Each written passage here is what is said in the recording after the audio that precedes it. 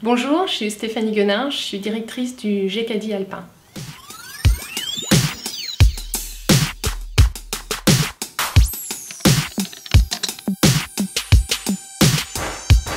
Donc le GECADI Alpin, c'est un groupement d'employeurs qui est composé d'associations d'aide à domicile.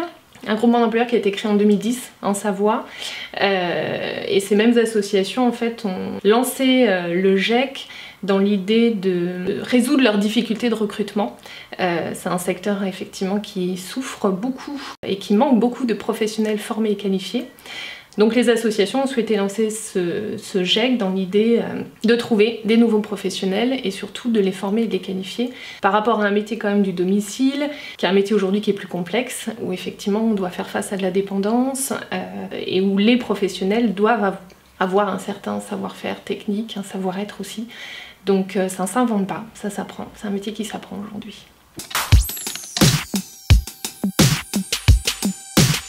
Oui, alors nous on forme à 3 métiers au GECADI.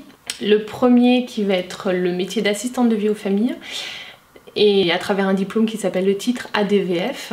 On forme également au métier d'accompagnant éducatif et social. Là c'est un diplôme aussi de référence qui est le DEAES. Et on forme un troisième métier qui est le métier technicien d'intervention sociale et familiale qui se nomme TISF. Donc ces 3 métiers-là, ce sont 3 diplômes auxquels on forme au GECADI.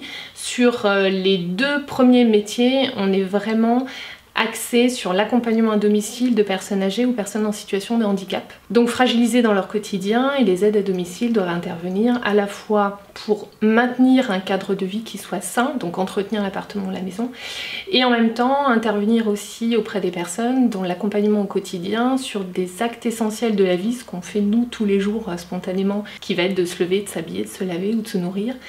Là, il y a quand même des personnes dépendantes à domicile qui ont besoin d'être accompagnées sur ces actes-là et du coup qui ont besoin d'une tierce personne pour les aider. Donc ça va être les 2 premiers métiers, ADVF ou AES.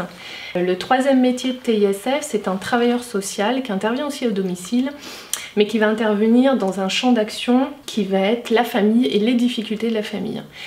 Donc clairement, il intervient dans le champ de mesure de prévention, de protection de l'enfant, et il intervient aussi sur un soutien à la parentalité. Donc c'est vraiment auprès d'un public fragilisé qui va être la famille, les parents, les enfants, voire des personnes en situation de handicap.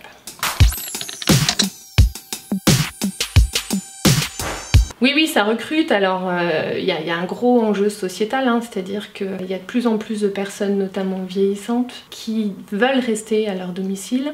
Pas beaucoup de places en maison de retraite ou des places qui sont chères. Donc ça veut dire également des personnes qui vieillissent et qui ont une vie de plus en plus... qui vieillissent dans le temps.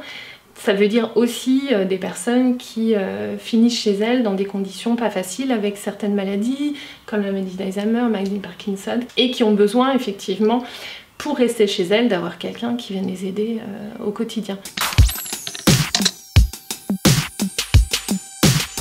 Qu'est-ce que je pourrais lui dire? C'est que s'il est motivé sur les relations humaines et un travail effectivement qui a du sens, qui est utile, qui a beaucoup de valeur, ça peut être un métier fait pour lui.